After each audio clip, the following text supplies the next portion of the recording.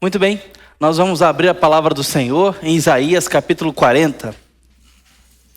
Eu quero ler dos versículos 1 a 11, sabendo que o nosso foco está no versículo 11, tá? Mas eu quero ler até o versículo, desde o versículo 1, melhor dizendo, ok? Do 1 ao 11. Diz assim a palavra do Senhor. Consolai o meu povo, diz o vosso Deus. Falai ao coração de Jerusalém, bradai-lhe que já é fim do tempo da sua milícia, que a sua indignidade, que a sua iniquidade está perdoada, e que já recebeu em dobro das mãos do Senhor por todos os seus pecados. Voz do que clama no deserto, preparai o caminho do Senhor, endireitai no ermo vereda a nosso Deus. Todo vale está aterrado, e nivelados todos os montes e outeiros. O que é tortuoso será retificado, e os lugares escabrosos aplanados. A glória do Senhor se manifestará, e toda a carne haverá, pois a boca do Senhor o disse.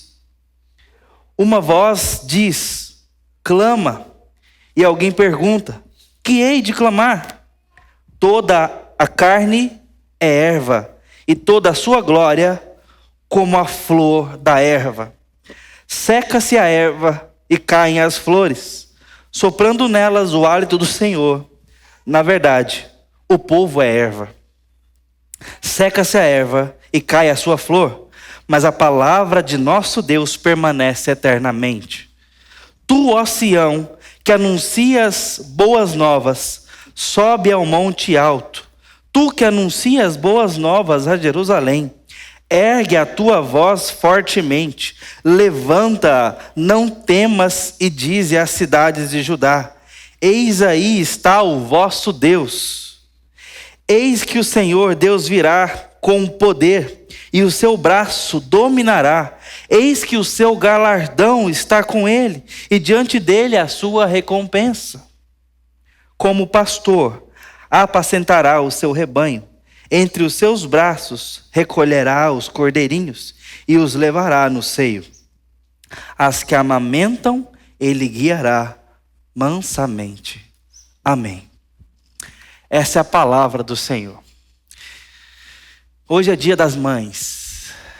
Motivos não nos faltam para celebrar essa missão singular na vida. Missão. A maternidade é uma missão. Ela deve ser desempenhada como quem toma uma responsabilidade nas mãos. E não só nas mãos, mas em modos regularmente naturais, dentro de si, inclusive, mas não apenas, porque a maternidade vai além da gestação, está para além da gestação. A gestação é a forma regular da maternidade, mas existem formas excepcionais da maternidade, como a adoção.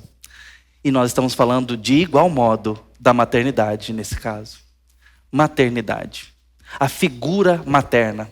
De onde vem essa figura? Quem inventou isso? Foi o mais brilhante e tradicional sociólogo? Antropólogo? Também não.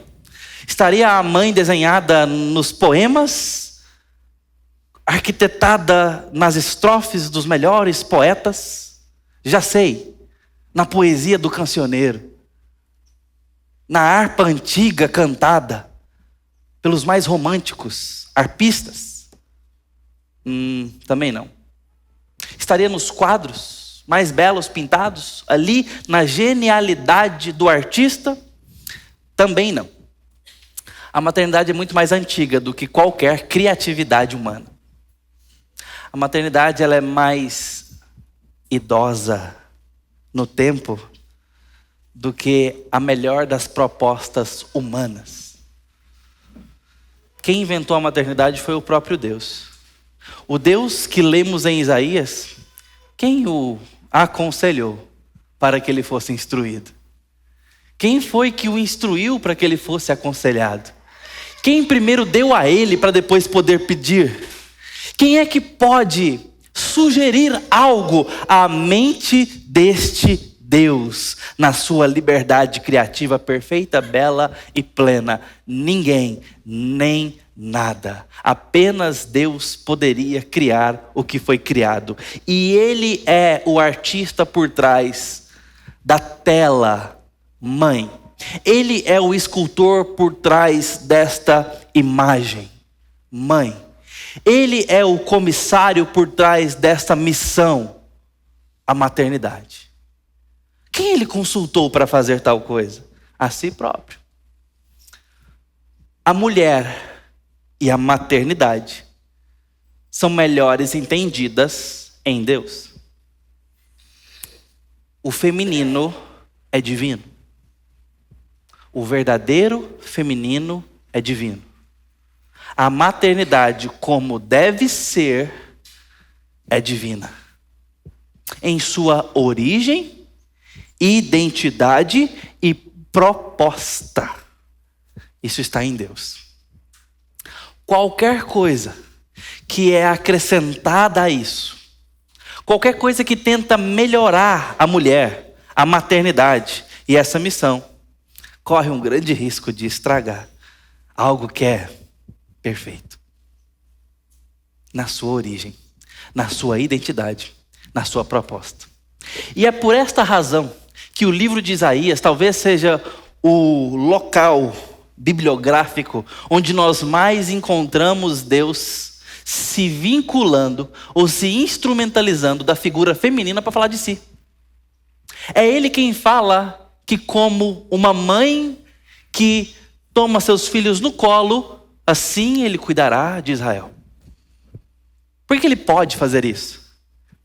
Porque Deus é o autor da maternidade. Isso quer dizer que Deus é mãe? Não, ele é pai. Mas foi ele quem inventou isso, ele que desenhou, ele que articulou, ele que projetou e nos deu de presente. Então, uma mãe já é grande coisa, mas uma mãe aos pés de Jesus é tudo que ela pode ser. Porque está diante do seu Criador, lhe ensinando a ser o que foi criada para ser. Isso faz toda a diferença. Assim é a família. Nós podemos fazer família sem Deus? Podemos. Basta ir no cartório e assinar alguns papéis com consentimento mútuo. Por definição jurídica, ali está família. Mas família foi invenção do Senhor e só o será o que pode ser se aos pés do seu inventor, do seu redentor. E aqui está o segredo da vida. Tudo nessa vida, por mais belo que seja em origem e definição, porque é divino, carece de redenção na história. A maternidade não é diferente. As mulheres não são diferentes. Vocês precisam de redenção. Sua maternidade precisa de redenção. E o que eu estou querendo dizer com isso? Que precisa de perdão do Senhor Jesus para que você alcance seu potencial pleno na beleza da maternidade, na beleza do feminino, do ser mulher, para criar os seus filhos no desafio que é, no grande desafio que é, neste mundo que tem tantas ameaças e por vezes é assustador.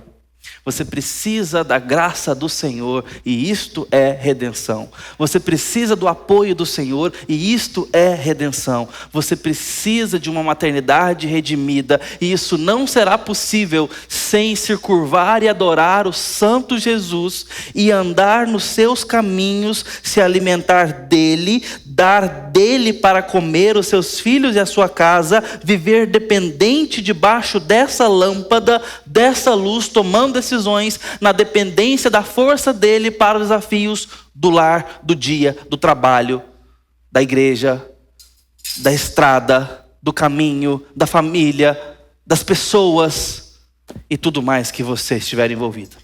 Precisa depender do Senhor. Isto é uma maternidade debaixo de redenção.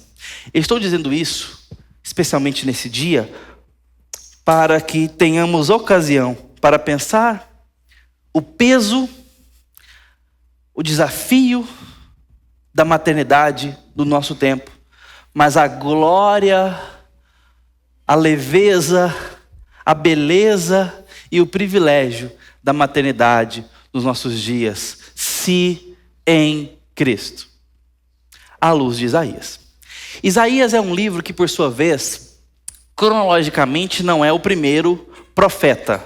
Na verdade, é o profeta que fala já do final do exílio babilônico. Mas ele tem uma profecia tão abrangente, ele tem ali quase que uma mini Bíblia dentro da sua profecia, porque vai desde juízo, redenção e consumação para o novo céu e para a nova terra. A profecia de Isaías fala disso tudo. E ela, nessa proposta, é tão completa que o Novo Testamento beberá e dependerá mais de Isaías do que qualquer outro profeta. Porquanto claro é o texto de Isaías quanto à pessoa de Jesus Cristo, o quão claro que é quanto à proposta do Novo Testamento em anunciar a obra de Jesus. Isaías mostra em detalhes a missão do Filho de Deus, a sua primeira vinda, a sua morte, a sua segunda vida e o futuro glorioso com ele reinando. Tudo isso no Antigo Testamento, na profecia de Isaías. E tem gente que fala que o Antigo Testamento passou. Se passou, Jesus não teria o que pregar no Novo Testamento. Aqui está a base da pregação de Jesus no Novo Testamento. Ele anuncia, prega, bem como boa parte dos salmos e da lei mosaica. Anuncia dizendo, aqui está a palavra de Deus. Enquanto isso, o Novo Testamento estava sendo registrado. Enquanto ele anunciava, repetindo o Antigo Testamento. Essa é a profecia. E o livro tem duas grandes partes. Do capítulo 1 ao capítulo 40 é a primeira parte. Do capítulo 41 até o final, a segunda parte. Essa primeira parte está focada em anunciar a circunstância do povo de Deus, que está agora precisando de entender que Deus é Senhor da história, que tem um Redentor por trás desse tempo de sofrimento, que Deus está no controle de todas as coisas e que eles estão chegando no final do juízo. O cativeiro babilônico está chegando ao fim e que Deus é por eles e não contra eles. Deus agora envia então um profeta para falar a esse povo. E eu quero pegar emprestado a circunstância do profeta Isaías e a sua profecia para falar às mães hoje, bem como a toda a igreja. Nós por muitas vezes caminhamos em situações de dificuldade, como o povo de Deus se desventurou no tempo da ameaça assíria sobre eles. Um lugar inóspito, com pessoas más e vis contra eles. Lugar que você não gostaria de criar os seus filhos. Lugar que você não gostaria de ter a sua família colocada. Um lugar que não era confortável. Um lugar que não era moralmente bom, saudável. Esse era o ambiente de vida, o cotidiano do povo de Deus. Nessa circunstância, a maternidade certamente foi um desafio muito grande. Bem como todas as outras responsabilidades domésticas e sociais. Tudo muito difícil de fazer aqui, tudo muito difícil de viver. E nós precisamos entender que é possível o crente passar por dificuldades. É possível e cabe na nossa teologia tempos difíceis. Tempos contrários à nossa fé, inclusive, são possíveis. O dia que isso acontecer em graus maiores, não perca a sua esperança. A Bíblia nos coloca situações como esta para que nós entendamos que Deus está no controle de todas as coisas. Que os tempos difíceis, os dias mais escuros, as dificuldades mais severas, as adversidades que se levantam, não tomam Deus de surpresa e muito menos o depõem do seu trono. Onde está Deus? Deus está reinando. Deus está governando. E Deus há de fazer algo bom das coisas más. Porque Deus não tem prazer no mal. E Ele é Senhor da história. E se a história tem coisas ruins e más, Deus há de agir de tal forma soberana e boa, ao mesmo tempo que justa e severa, para tirar algo bom na sua graça e algo duro na sua justiça. Ele vai conduzir a história assim. Por isso, ai de quem não está com Ele. E por isso esperança para aqueles que estão na sua providência, a saber, em Cristo Jesus. Porque ele está conduzindo a história. E no livro de Isaías, este é o assunto. Ele fala sobre o seu povo, o seu escolhido, o Israel dele. Ele fala desse povo escolhido, ele fala desse povo amado. Mas falando de forma genérica, ele fala do povo que está ali. Mas lançando menção ao Israel sobrenatural, que é o Israel histórico. Nós, portanto, somos o Israel espiritual. Nós não fazemos parte da linhagem judaica de Abraão, mas pela fé sim se cremos. É disso que, no final das contas, o profeta Isaías vai estar falando quando Deus fala do seu povo. É preciso entender isso, é necessário entender isso, porque Deus vai falar inclusive de povo dele que está aqui, porque é israelita, por nação, por sangue, mas que não faz parte da aliança, não faz parte do povo da fé. A mesma coisa acontece hoje. Nós só podemos chegar a Deus pela fé. Nós só podemos chegar a Deus pela aliança, pela regeneração espiritual. Isso pode acontecer com os nossos bebês, pode acontecer com as pessoas que não têm cognição, e regularmente acontece conosco através da chegada à fé na vida racional. Esse é um modo regular. Mas Deus, quando fala de aliança, Ele está falando da família da fé. Ele está falando do Israel dele. E ele fala desse Israel dele aqui no livro de Isaías, dizendo: eu vou cuidar de vocês, eu estou agora por trás da história, eu não estou sem saber o que está acontecendo, eu é que castiguei vocês quando vocês foram para aí, eu é que estou livrando vocês agora, que estou tirando vocês daí. Então a primeira coisa que a gente tem que entender, ao olhar para a teologia de Isaías, é que coisas ruins cabem na teologia da mente bíblica, daquele que crê na Escritura. Cabe. O dia que passarmos por dificuldade, precisamos colocar o coração no lugar e renovar nossa adoração e dependência de Deus. Como quem está aguardando a manifestação de Deus de forma especial. Tem um presbítero na igreja que pastoreei em Anápolis. Ele já bem idoso, até dedicou bastante a sua vida no presbiterato. E ele tinha uma frase muito marcante ali no conselho, sempre que uma situação muito complicada aparecia. Ele normalmente falava pouco, deixava para depois, mas não foram raras as vezes que ele disse o seguinte: quero ver como é que Deus vai sair dessa. Uma das ocasiões foi quando o teto do salão social da igreja caiu. Quero ver como é que Deus vai sair dessa.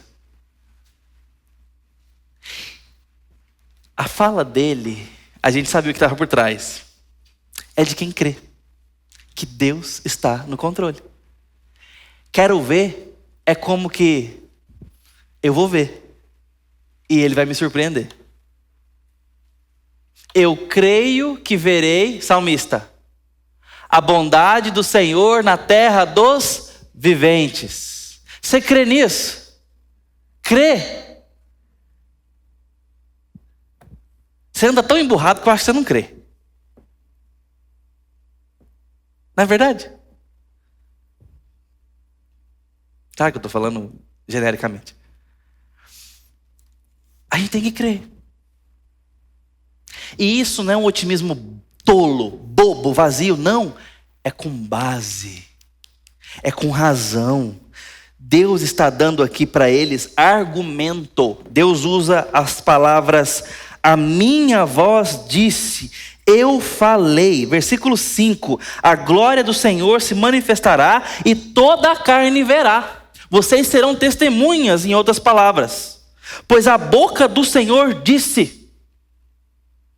Deus está usando, através do profeta Isaías, a sua própria confiabilidade como argumento. Isso aqui é coisa de crente maduro. Gente que crê em Deus para passar pela adversidade, sabendo que Deus é confiável. Isso é maturidade. E nós precisamos disso. Isso é um alvo na nossa vida. Isso é um alvo dessa igreja. Levar todo membro à maturidade cristã. Por isso pregamos, ensinamos, oramos, pedimos a Deus, fazemos discipulado, por isso nos esforçamos para que a maturidade venha chegando. A gente quer isso? Você tem que querer isso. Deus está usando a sua confiabilidade como argumento. Aqui entra em questão o quanto você confia em Deus. Deus é confiável para você? Confiável. Se Ele falou, pronto, água parou? É. Sim, pastor, é. Então você tem que saber o que Ele disse. E eu vou te falar, Ele não disse no pé do seu ouvido, não. Nem no sonho que você teve. Desculpa, não é assim que Deus trabalha. Já trabalhou assim. A Bíblia diz que Ele não trabalha assim mais. Tá? Não trabalha assim mais. O livro de Hebreus diz que Deus trabalha aqui, ó. Ele fala aqui. Meus irmãos, nós ficaríamos surpresos com a reação de Abraão ao ver esse livro encadernado. Abraão não tinha esse tanto de palavra de Deus. Ah, pastor, Deus falou diretamente com Abraão. Então, algumas poucas palavras. Nós temos todas elas. Todas elas. Banhadas com o Espírito Santo. Isso é a Bíblia. Isso é a voz de Deus. E como é que faz? Põe na cabeça? Esfrega no rosto? Deixa aberta na porta da sua casa? Claro que não, meu irmão. Estou brincando. É pegar e estudar. Toma e lê. Ou se assente com quem possa fazê-lo por você. É assim. Para que a gente não erre e não peque por não conhecermos a Deus e o poder do nosso Senhor na palavra. Ele usa a própria palavra para dizer, eu sou confiável. E ao fazer isso, ele mostra que sabe da nossa fraqueza e fragilidade. Ele vai usando agora o exemplo da erva para falar, vocês são erva. Eu sei disso. Todos são. Os povos são. Vocês são frágeis. Se aquece um pouquinho o forno, vocês murcham e morrem. Eu sei disso. E sabendo disso, é que a palavra dele toma ainda uma importância mais severa, porque ele está falando, confia em mim. Eu sei que vocês são frágeis como a erva, confia em mim. Deus não está achando que você é mais forte que você é. Deus não te deu um desafio maior do que Ele. Talvez Ele dê um desafio maior que você. Ah, mas Deus não nos dá carga mais forte do que nossas forças. É verdade. Principalmente relacionado à tentação, tá? Mas eu quero te dizer que Deus tem colocado desafios diante de nós, que se não for por Ele, nós não vamos conseguir. Principalmente o desafio de sermos pais e mães na nossa geração. Nós precisamos de joelhos no chão, tanto quanto de instrução permanente e insistente dos nossos filhos. Dependência de Deus e ação com esperança. É assim que nós vamos semear filhos para o futuro. Não abrindo mão da esperança e da instrução orientada, ativa. Toma postura dentro de casa, arregaça as mangas, semeia como quem tem esperança de colher, ensina, fala, Abre a boca, mostra, larga de preguiça, ora com seu filho, ora por ele, ensina a Bíblia para ele, canta com ele. E leva tudo a Deus em oração e dependência. Porque esse projeto aqui, de criação, de investimento, depende de quem faz crescer. Depende de quem traz a água que rega. Depende de quem traz o fruto de forma tão especial. De uma sementinha que parece não dar nada. Dependência e ação. Investimento. Investimento.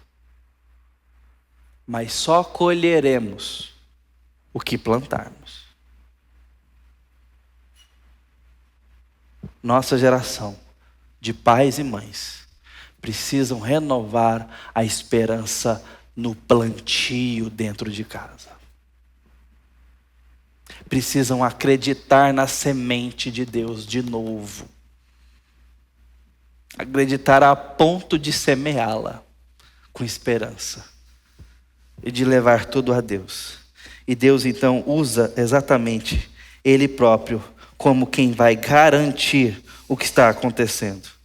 E essa sessão que lemos é um novo momento na profecia de Isaías, quando ele está preparando o consolo, dizendo: eu sei que vocês são erva e que está difícil, mas eu vou livrar vocês. Eu vou tirar vocês daí. Eu vou tirar vocês daí com compaixão, com benignidade. Por isso ele começa no versículo 1 dizendo: consolai, consolai o meu povo, diz o Senhor. Falai ao coração de Jerusalém. Bradai-lhe que já é fim do tempo da sua milícia e que a sua iniquidade está perdoada e que já recebeu em dobro das mãos do Senhor por todos os seus pecados. Deus está dizendo: eu cumpri os propósitos que eu tinha com a dor de vocês. E aqui a gente arremata aquela primeira parte. Cabem dias difíceis na vida do crente? Sim. E cabe castigo pelos nossos pecados durante os dias da nossa vida? Sim, cabe.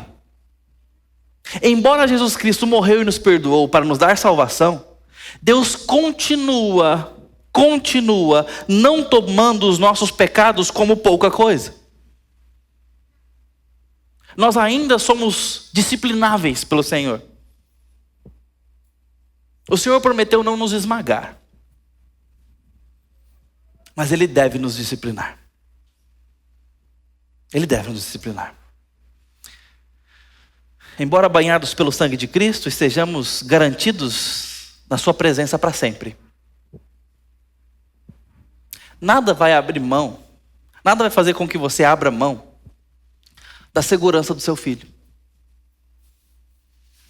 Dificilmente, para nós que somos pais, dificilmente, se não impossível, alguma coisa que eles façam fazer com que a gente deixe de amá-los. Eu falo dificilmente porque, como nós somos pecadores, é possível. Você consegue imaginar isso? Eu sei que você jamais, em saúde emocional, abriria mão do amor que você tem pelos seus filhos. E que poderia fazer, se tivesse seu alcance, tudo para lhes garantir a melhor vida possível. Mesmo assim, você se ira, se desgosta, os disciplina, os exorta. Trata os seus filhos como quem, sábio, precisa orientar alguém que está agindo como um tolo, eventualmente. A questão da salvação está fora desse script. Deus fala disso em Isaías como quem é soberano para dar algo que eles não podem por conta própria. Ele vai fazer graciosamente por eles através do servo sofredor. Jesus Cristo vai morrer para isso, porque eles não podem sofrer para ser salvos. Jesus sofre para que quem não pode seja salvo, quem não merece seja salvo. Ok. Outra conversa é a nossa disciplina, onde Deus está nos aperfeiçoando dia a dia. Isso não é sobre salvação, é sobre santificação. Não misturem as coisas. E essa disciplina é só para os salvos. É só para filho de Deus. Deus não disciplina o filho do vizinho. Deus disciplina a quantos? Ama. Deus disciplina a quantos ama. Quem Ele ama? Seus filhos. E Deus está dizendo, eu cumpri a minha vara sobre vocês. E chegou ao fim. Mesmo que Deus faça assim conosco, a sua disciplina tem propósito. E nós ganhamos o resultado disso. É bom para nós. Nos exorta, nos corrige, nos ensina.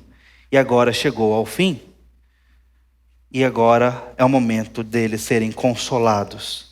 Deles serem tratados com carinho, com amor, com restauração. Então Deus chega nesses versos finais e disse: Tu, ó Sião, que anuncias coisas boas novas, sobe ao monte alto.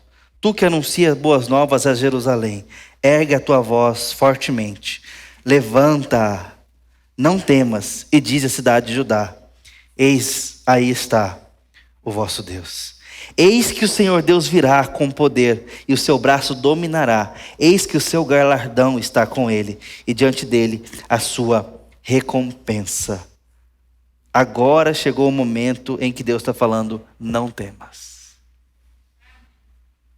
Apesar das dificuldades da vida que nós podemos passar, apesar da mão pesada de Deus que de vez em quando pode vir sobre nós, os nossos pecados, as nossas faltas, apesar da dureza dos nossos dias, apesar dos inimigos que estão diante de nós, não temas, porque Deus falou e é fiel para cumprir o que começou. E Ele está agora dizendo, versículo 10, vejam, olha para ele, eis que o Senhor virá com poder e dominará. Ele está falando agora do cumprimento da sua palavra em tirá-los do cativeiro e levá-los para casa. Deus vai cumprir a sua promessa. E então chega no versículo 11, onde Deus qualifica a forma da sua tratativa, a sua forma de tratamento com o povo, onde ele toma emprestado figuras maternas para falar com as mães, inclusive das cuidadoras. Aqui ele então diz: como um pastor apacentará o seu rebanho. Ele usa a figura do campo para dizer sobre condução, cuidado, nutrição, provisão que um pastor pode dar. Eu vou conduzir vocês daqui. Eu não vou simplesmente abrir a porta e dizer vão. Eu vou conduzir vocês. Eu vou mostrar o caminho. O pastor vai adiante. As ovelhas seguem. O pastor mostra o caminho.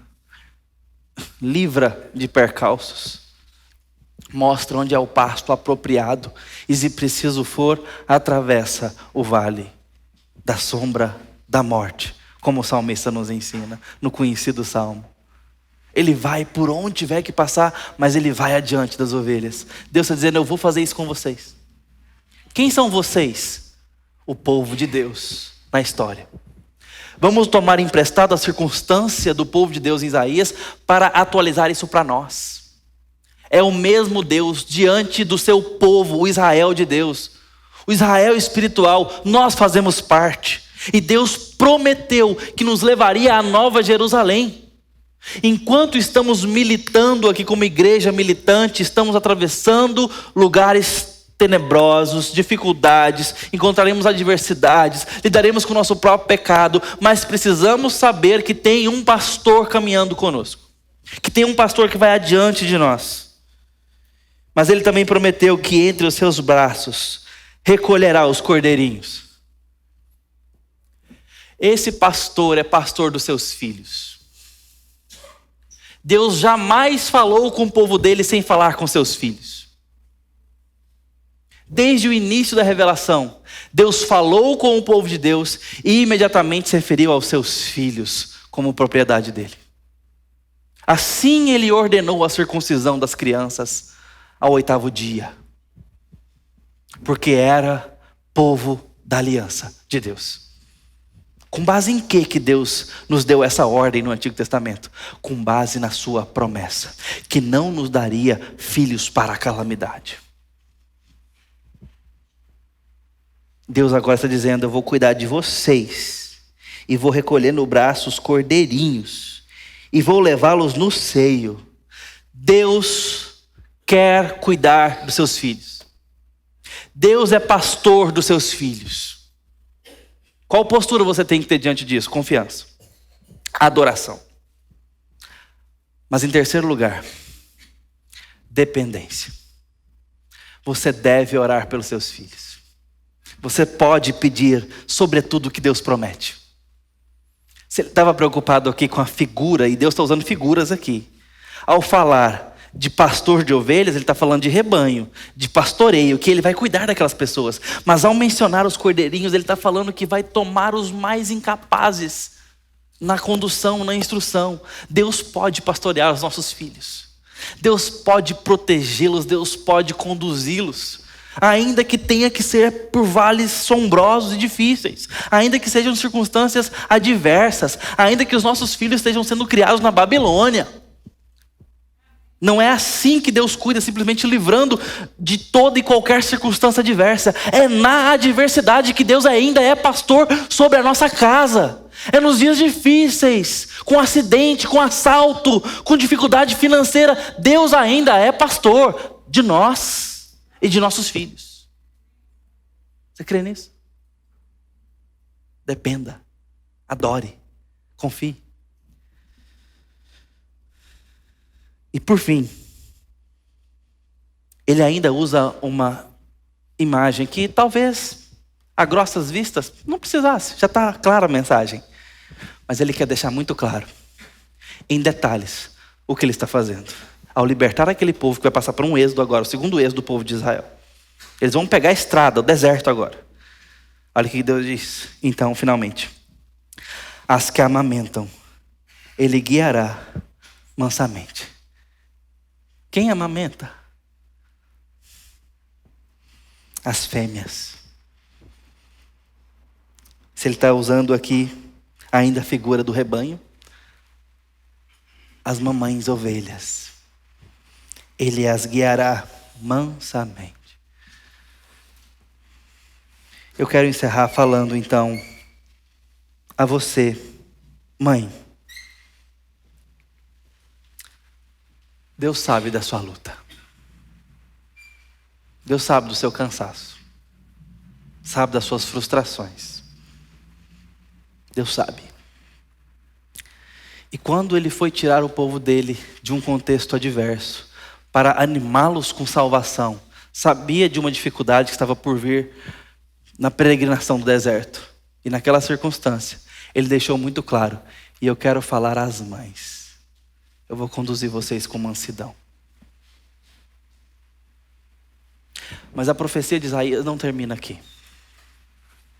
Ela vem até aqui, nos dando encorajamento para atravessarmos o deserto nos nossos dias, para confiar nele para criar os nossos filhos, para orar como quem semeia, para ler a Bíblia e entregar como quem crê que isso pode gerar frutos no coração e no caráter de nossos filhos.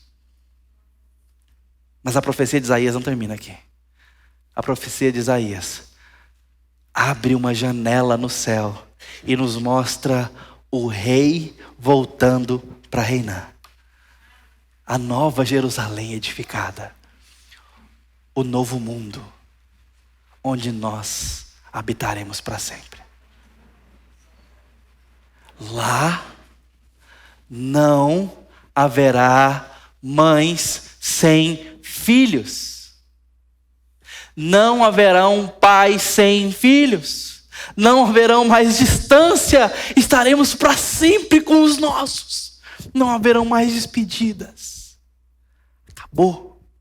Acabou. E o profeta Isaías quer nos mostrar esse futuro glorioso para dizer o seguinte: vamos até lá. Ele prometeu. Ele vai cumprir. Vamos com esperança, porque esse é o nosso destino. Até lá Ele vai nos caminhar, Ele vai nos conduzir, Ele vai conosco com amor, com mansidão. Ele vai cuidar da mãe cansada, Ele vai cuidar do pai exausto, Ele vai cuidar, vai proteger os cordeirinhos, os filhos desgarrados.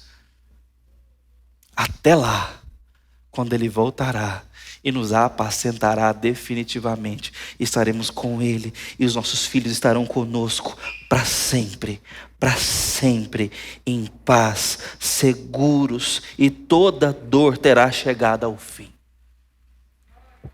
Essa é a profecia de Isaías. E hoje é capaz de animar você e te encorajar para olhar para o futuro com esperança. No nome santo de Jesus. Vamos orar.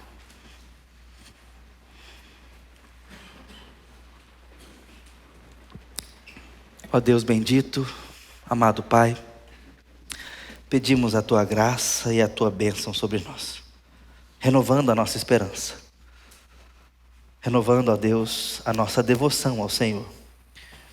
Te peço pelas mães hoje, que o Senhor traga redenção à maternidade delas. Te peço pelas futuras mães, que o Senhor traga saúde e perspectiva do Senhor. Que o Senhor nos ensine essa nobre tarefa, esse valor. Te pedimos, ó Deus, em nome de Jesus, que o Senhor tenha misericórdia da nossa geração. Nos ensine a temer o nome do Senhor na criação dos nossos filhos. Mas também a termos esperança de fazê-lo, dependendo do Senhor, esperando a Tua volta. Em nome do Cordeiro Santo, que tira o pecado do mundo, o nosso Rei.